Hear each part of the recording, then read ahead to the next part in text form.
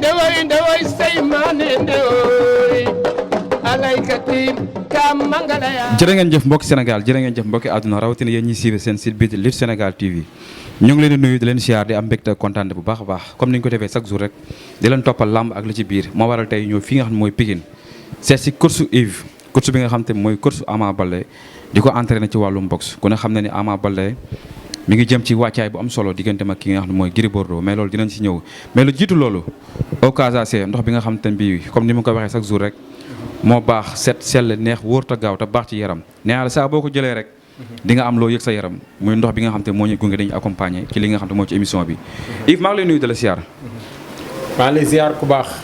maa lay ziar bu wér a wér. baa yaa ngi si jàmm. maa ngi si jàmm bu baax a baax. ndax xam nga ndox bi nga téye au Casa yëkkati ko. waaw au Casa bi xam naa ko. waaw au Casa bi. moom la champion yi di naan moom la sportif yi di naan. yëg nañ ci suñu bopp baax na ci ñun. waaw sell na set na. wóor na te gaaw na. wóor na te gaaw na te day fay. am na solo kooku mooy Yves mais Yves boo ñu dee présenté Yves mooy kan. Yves kan mooy Yves. waaw man maay Yves dëkk Pikine. màgge Pikine. màggete sax Pikine laa bëgg. màggete Pikine ah. waaw ñun fu ñu deyee fu dul màkk Pikine lan ñuy suul. ndeysaan ndeysaan. fu ñu deyee ci àdduna fu dul màkk. Pikine lan ñuy suul Pikine leen di yóbbu. Pikine la ñuy bëggee quoi. kon je suis fier Pikine waa. waaye très fier kay. Yves ak sport lu ko boole sport. waaw man sam papa ancien sportif la ancien boxeur la. moo ma dugaloon ci boxe. may dugg ci boxe xalaatu ma woon sax heure bi day fekk ma nekk entraîneur de boxe. mais lii la yàlla dogal. lii la yàlla dogal. sa digganteeg Ama Baldé. relation bi kañ la commencé ak nu mu demee. relation bi muy bëree mbapat la commencé. depuis mbapat. bi muy bëree mbapat la commencé. ci nga ko topp di ànd ak moom. boobu fekk na ma nekk ci biir écrit bi di am ñu may entraîner. ci biir écrit bi. waaw mais boobu nag fixé wu ma woon. ci écrit bi di leen entraîner à 100%. boobu mercenaire laa woon rek ku am combat jël ma préparé ñu séq li ñuy séq nga dem ma dem.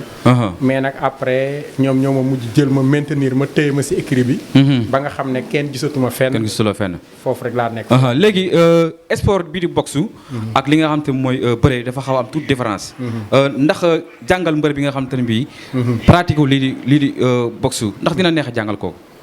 waaw boo xoolee am na différence mais différence bi bëriwul trop. waaw parce que li tax différence bi bëriwul trop. waaw parce que lutte avec frappe lan wax. léegi mbër mi bu waree jàng bëre am na ñu koy jàngal bëre. waaw bu waree nekk ci cadre boxe tamit ñu ko ciy préparé. ñi ko ci war a préparé ñu ngi taxaw. temm pour mën ko cee préparer te moom joxe na boppam pour ñu préparer ko si moo tax day yomb. boxe pour nga préparer si nit ki. mooy nit ki il faut mu nangu laa jox boppam. ngeen nekkul couple bu sérieux pour nga mën a def li nga bëgg a def si moom parce que affaire dafa sensible. mais bu dee ki ngay entraîné jox na la boppam. ba desewul dara lépp loo bëgg rek mën nga ko def si moom. ndax mbëri jàngaleen boxe dina nekk lu nga xam te ne bii dina difficile par rapport ak yow mi nga xam te ne yaa koy entraîné à tout moment. bon bu dee mbër moo xamante ne tey kii da koy entraîné suba kii entraîné ko gannaaw suba kii entraîné ko. loolu moom dana indi ay difficultés. day jafe-jafe parce que nit ñi nekkuñu benn. ku ci nekk sa xam-xam. ku ci nekk ak sa xam-xam. mais bu dee nit ki daal da nga am benn entraîneur nga départ ak moom depuis Benjamin. avant dara dul dara. nga téye ko di ko defar loo bëgg a def si moom da nga ko def si moom. te Ama sama diggante ak moom looloo nekk si moom avant muy am licence avec frappe lutte avec frappe. fekk na ma koy entraîné boxe. kan mooy Ama Baldé. waaw Ama Baldé moom wax si moom yomb na yombul. parce que Baye Fall la. bëri naa lu ma gis ci dëkk bi. yenn mbëri di ko kaas. mu leen di naqari ñuy génn def ay interview. écrire mësoo gis benn nit. dëgg la génn di ko sànni xeer. parce que lépp lu ko war ci ñun. mi ngi koy def daf ñoo téye ba téyewaale suñuy xarit. suñu xarit yi toog fii Ama buy préparé làmb sax bañ ne veille bi la bu leen gisee da leen di jox seen cër du leen daw. la jox seen cër. ñun ñi âge bi ñu toll. moom bu ñu téyewul rek dañuy dem defi leneen. parce que ay borom kër lañ. bien sûr mais lépp lu mën pour maintenir ñi ñu ngi koy def. du fecci kóllëre. te du ànd ak yow di la faqastal. Ama ñooy ànd ak moom 4 heures du matin. dañuy ànd ak moom entraînement. ànd ak moom musculation. ànd ak moom kon wàllum boxe bi ba ci fajar gi sax da ngay ànd ak moom ci 4 heures du matin bi. non ñun nekkuñu entraîneur fi mu teel yoo xam ne boxe rek lañ ko yor. ngeen suivre quoi waaw. lépp dañuy ànd fépp. instant bi daal dañ def benn groupe boo xam ne benn bloc boo xam ne. waaw depuis départ ba léegi bloc bi noonu la ñuy doxee bu combat amee ñu xool suñu emploi du temps.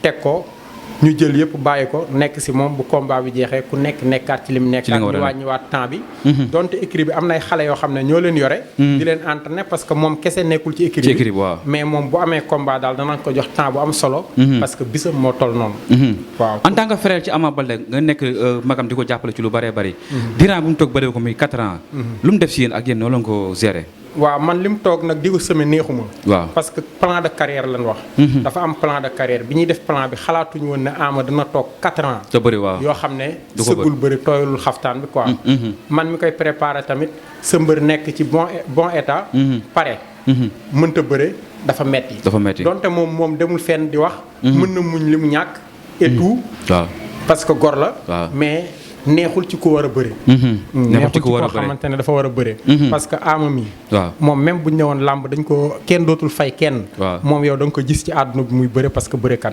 la léegi nag mi ngi jóge ci mi ngi toogoon lu yàgg bëriwul pile la 4 ans depuis combat ak Papa Sow ba léegi coow li bëri woon na diggante bi li fi traversé bëri na ba yàlla dogal diggante ak Gris Bordeaux taxaw la moo tax ngeen dem jële Gris Bordeaux ñàkk ku ngeen bëreel la wala qu'est-ce qu'il y a waaw li tax ñu jël Gris Bordeaux lu bëri la parce que Gris Bordeaux doon nañ doxan suñ combat ak moom après ñu ne woon courant da ko masse waaw yaa ngi dégg abtul diggante bi nag yu bëri amaat na fi moom it mu jaar beneen côté parce que boo xoolee Gris Bordeaux mi ngi bëri woon ak Baye Mandione le 1er janvier 2012 waaw mu ñëwaat bëreeg Tyson waaw bëreeg Tyson mois de mai 2015 waaw depuis boobu ba léegi 4 combats la fi amaat 4 combats yi daf ko le 3 mai 2015 diggante ak Tyson le 3 mai 2015 merci diggante ak Tyson boobu ak léegi Gris Bordeaux Modou Lo di bëreel ñaari yoon bëreeg Balla Gaye ñaari yoon combat yooyu daf ko perdre ñun ñu ngi ci lancé boo xamante ne nii ñu ngi ci 10 combats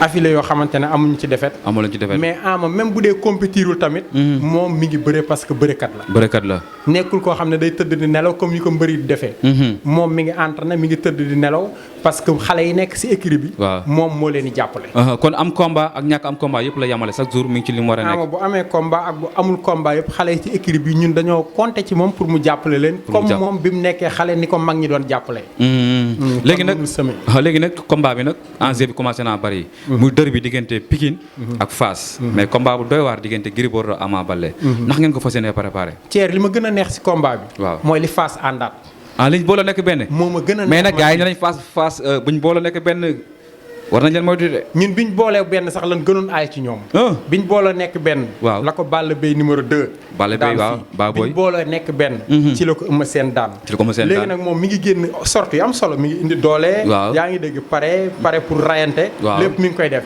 mais day sentir ne moom am na ñu bëgg a gis ci ginnaawam te gisu leen moom Gris Bordeaux te gisu leen mais man kët si Yves maa ngi koy wax Gris Bordeaux li ma gën a neex si combat bi mooy li Fass gépp àndaat mais retrouvailles commencé naa am ndax Tapha Gueye fi mu toll ni ñëw na mi ngi ci wetam te nee na combat bi Gris daan far force dëgg la tekk ngemb waaw xam nga mbubu jàmbur moom boo ko solee bis bu ko soxlaa nga jox ko Tapha Gueye mbubu jàmbur la solal Gris Bordeaux moomu ko gën a xam Tapha Gueye maa la ko wax ci TNT bi la taxaw tagg sama booy bi wax ay technique ci moom kon bu taxawaatee këram teg reer ba suur ne Ama amul technique fugg jeunesse la am te romb na 25 ans am na 30 ans amul benn technique gu làmb par respect mais est-ce que Tapha Gueye maîtriser wul Ama Baldé xam ay qualité ma maîtriser wu ko mbubu jàmbur la solal mbërëm champion la de daa bëgg a jubóo Gris Bordeaux rek non jubóo nañ fi ñu toll ni ko jubóo am na bëgg a jubóo moo indi wax bu neex wala daa bëgg a jubóo bi gën a dëgg quoi bëgg a neex moo tax mu xarab xale bi mais nit mënoo ko tagg xarab ko ñun nag duñ xarab Gris Bordeaux dëgg la ndax Gris Bordeaux ñun buñ ko xarabee war a bëreeg moom loolu amul sens du am sens waaw ñu jël suñu point jël Gris Bordeaux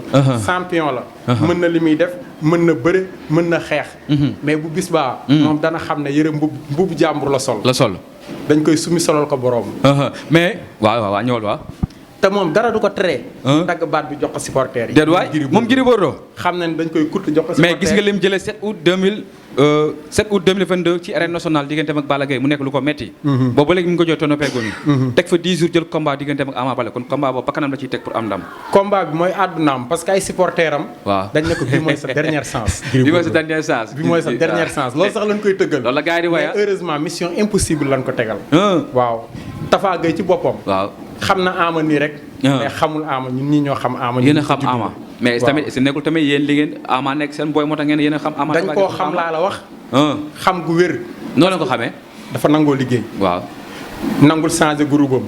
il est toujours sérieux. ndeysaan. ñoo ko yee 4 heures du matin te duñ daw. doo leen daw Ama bu yoree million ñooy ànd bu yoree 100 francs ñoo koy yóbbu entraînement. ndeysaan. Ama mi nga gis nii. xam nañ ko bu baax. ndeysaan. xam nañ li mu bëgg. xam nañ fi mu opté egg. mais Gris Bordeaux gars yi ñu ne lamb ji moo ci dàq xeex. te Ama ñu bëri ñu ne Ama garde gi baaxul à 100%. looy wax loolu looy wax ci loolu. bon Gris Bordeaux mën na xeex. waaw ndax am na interview yu fi jaaroon yoo xam ne maa waxoon mën na xeex. man du ma def ni Tafa Gueye wax. tey laa ko gën a mën a dëggal. kenn dàq koo xeex si làmb ji. moom Gris Bordeaux. waaw mais xeex positionnement la. positionnement la. Gris Bordeaux. waaw mënul duma Ama Baldé. mais nag Gris Bordeaux musuma gis mbër émilé ko ci wàllu xeex de. waaw waxuma dama koy imilé dama ne la mënul duma sama mbër. mënu koo duma. déedéet pourquoi pas. parce que xeex positionnement la. positionnement la ñuy xeex ak moom li mu bëgg lañ koy defal te ñun xam nañ li mu faible. mais gars yi ñu ne képp kuy teg pied droite. bu jàkkaaroo Gris Bordeaux. Gris teg pied droite. avantage est du nekk ci Gris Bordeaux. waaw ñëpp wax nañ ko te man làmb ji jëw bu ñuy préparé Ama dama koy wax dellool sa pied droite bi fa nga ko doon teg. teg ko fa bëre Gris Bordeaux. bëre Gris Bordeaux. billaay wallaay. ndax loolu di nekk arrangement Ama Baldé. arrangement am la kay. parce que loolu mooy forum. mooy forum. mais Ama est-ce que ñeme na samp jaaga xeex ak kii nga xam mooy Gris Bordeaux. loolu moom day am sax moom. man bëgguma ñu daan Gris Bordeaux. est-ce que ne ko Ama da koy sàcc est-ce que ne ko da koy sàcc. boo ko ci xeex Gris répondre nit ki tamit doo ñëw rek yot sàcc xanaa da nga laalanteeg moom door a sàcc. waaw loolu dëgg la moom. danañ laale bu gën a neex bi nga mujjee gis nii. laale bu gën a neex boobu. mais Gris loxo bi diis na de. Gris loxo bi diis na mais ñi fi gën a diis loxo dama leen a dóor ñu nelaw. mi comme kan ak kan. Tapha Tine moo ëpp Gris Bordeaux ñaari yoon doole. waaw dama ko dóor mu gëlëm ma jël tànk bi dëj ko. bëgg ko mu daanu. waaw ba léegi bu génnee day takk genou bi. Malick Niang moo gën a rëdd. non foofu moom xaw ngaa dee. foofu moom xaw ngaa dee foofu dem nga ardo mais koom yëpp ay bal perdu la nekk. mais boobu dem nga ardo de saf na sap. dem na ardo ma dóor ko mu daanu. dem na ardo ma dóor ko mu daanu tubaab fayul départ arrivé lay fay. waaw tubaab. arrivé ba am solo. arrivé ba am solo mooy li mu xalaatoon ne nit mënu ko def. Ama Baldé ko def. mooy moromu góoram taxaw dóor ko mu daanu. mais li gars yi di xaar ci Ama Baldé. retour am. mu jël combat bi nga xam te ne bi ñu bëri ñu ne est-ce que waroon na ko jël pour l'instant est-ce que nekkul danger ak fi Gris Bordeaux toll. da ngeen war cee génn war cee am ndam ndax dina yomb ci yéen. dana yomb si ñun parce que Ama xale la yor kër. di liggéey. kenn du ko yor bëre si. te nga war a liggéey. nga bàyyi leen fa jël ñi nga xamante ku def loolu ñoo bëre ak yow. ku def loolu def sëñ bi. ñi bëgg a bëre ak yow. waaw ñi bëgg a bëre ak yow. nun mënti mel jël leen nga bëre moo gën nga topp ñoo xam ne duñ bëre ak yow dañ lay tardeel. nit da ngay xool sa arrangement. mais est-ce que nekkul Ama fi mu toll nii bëgg a bëre moo tax rek mu jël Gris Bordeaux wala bokk moo fi sës pour moo tax mu jël. Gris Bordeaux ci suñ plan de carrière la bokk. ci la bokk naa la waxoon na noonu moom far mu am accident këram. waaw bu woon loolu heure bi day fekk ñu naan ndax revanche courant bi quoi. waaw heure bi day fekk courant mu ñuy ñaan courant moom léegi bàyyi na ko moom. non loolu bàyyi na ko xanaa faju na ba tane. waaw léegi moom naa mais xam naa du tere mu des ay cas nag si yaram. ay cas cey boobu combat mais. diggante Ama ak Gris loo jàpp ne moo koy jeexal xeex wala bëre. bon bu dëggalee boppam ci xeex bi bañ a bëre. non Gris moom du woore ci xeex. ndax moom xeex moo ko gënal lu mu mënti am. danañ ko dóor kon mu daanu. déet waay. maa la ko wax. mbër mosu ko dóor mu daanu de Gris Bordeaux. ñi fi ñi ko Malick Niang kenn mosu ko dóor mu daanu dama ko dóor mu daanu. waaw Malick Niang moom da ngeen a ba wër ci bëre xeex bi ne du bëre. Ama dana ko touché mu daanu. Ama ko gën a nekk xale. mais course est-ce que li may wax nii Ama dina ñëw samp jàgg di bëre. bañ a samp jaaga di xeex ak kii. kon kay jarul ñuy entraîné gants yi nekk fi ci suuf salle bi nañ ko jël tëj ko ba saison prochaine. bu dee daa ñëw pour mbapat. waaw jarul ñuy génne benn gant di entraîné man sax mën naa toog kon bañ a entraîné. mais bu jëndee ay gants préparé boppam. waaw xeex la. jënduñu gants yi fii pour muy toilette. ak ñu jël gants yi di ko teg fii ci poussière bi. loolu taxul muy ñëw. waaw moom combat bi li mu mën yëpp dana ko si def parce que day ñëw rayanteeg moom. parce que ñun Ama. bëgg ñu bëre combat boo xam ne day xëy ñu naan cim. waaw di léewtoo jëmale kanam. la mu doon def dara du ci changé. dara ceeb mais derby Pikine ak Fass.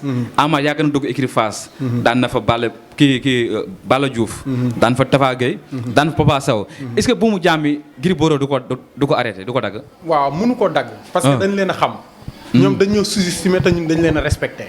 foofu la defa bi nekk foofu la affaire bi nekk. cey boobu combat ñoom dañuy sous-estimé. waaw jàpp ne dara nekkul fii. léegi ñoom bu ñuy xam ne daraa ngi fi rek làmb dafa jeex ba ñu lënk Gris Bordeaux.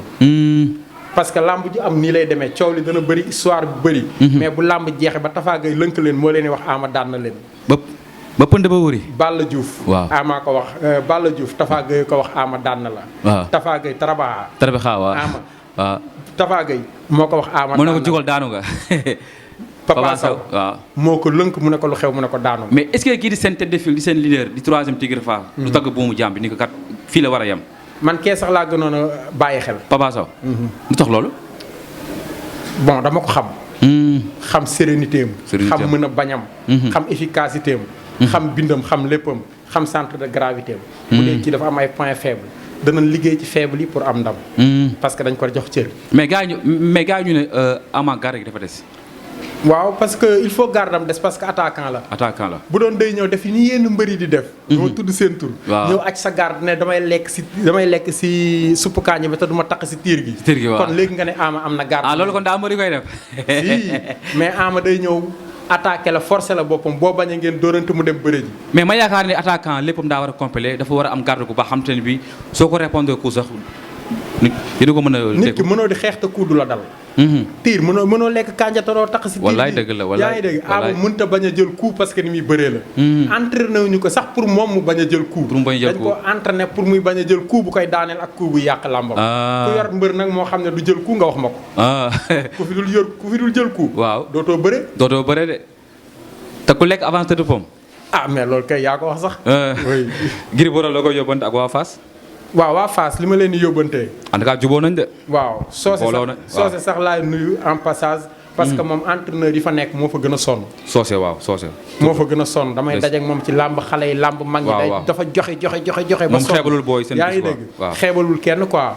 moom laay waxal sax. yaa ngi dégg ne ko Gris Bordeaux mi ngeen ne bi mooy dernière chance am. c'est vrai mooy dernière chance am. mbubu jàmbur lañ ko solal. waaw moom waaw bukki bu solo bu wéeg ko daru gaynde. waaw weye ngay xool. waaw bëy. waaw bu sàngoo deru gaynde. weyi ngay xool. loolu wax la de. waaw.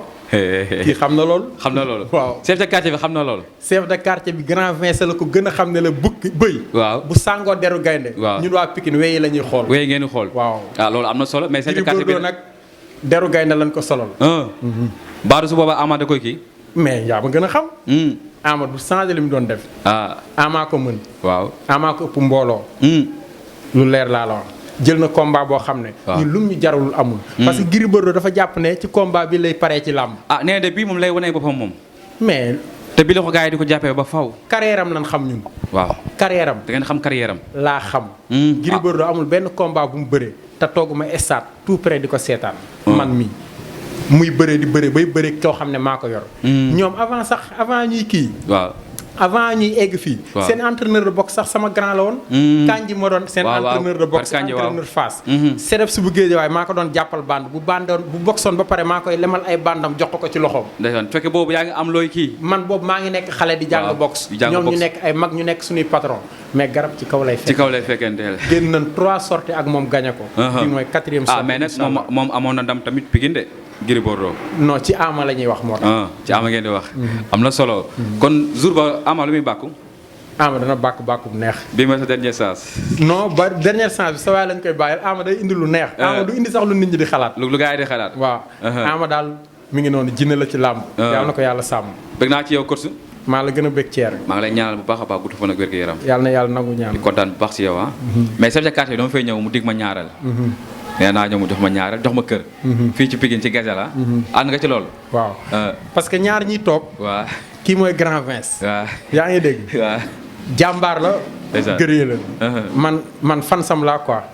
am na ñoo xam ne fii ñoom ñoo ñu fan maag kii. waaw mais ñun ñoo fan kii. yéen a fan sa waaw parce que xam nga lan la. waaw gëree la jàmbaar la. waaw gëree la. merci beaucoup kii nag mooy Ousseynou Ndiaye. sama xaritu benn bakkan la. ndeysaan tëdd moo ñuy tàqale. day ñëw sama kër di fa def teraanga may dem këram di fa def teraanga. macha allah yàlla na yàlla dem bañ tuddante ay doom. amiin incha allah. am na neen rek lu ma bëgg a lancer. waaw muy. parce que fi nga ma fekk muy Pikine. waaw man sama papa amu fi titre foncier. déedéet. ndeysaan. mais li ma fi am ci ay nit. ñi am titre foncier sax amuñu ko fi. ndeysaan. yàlla dafa def nit ñi bëgg ma.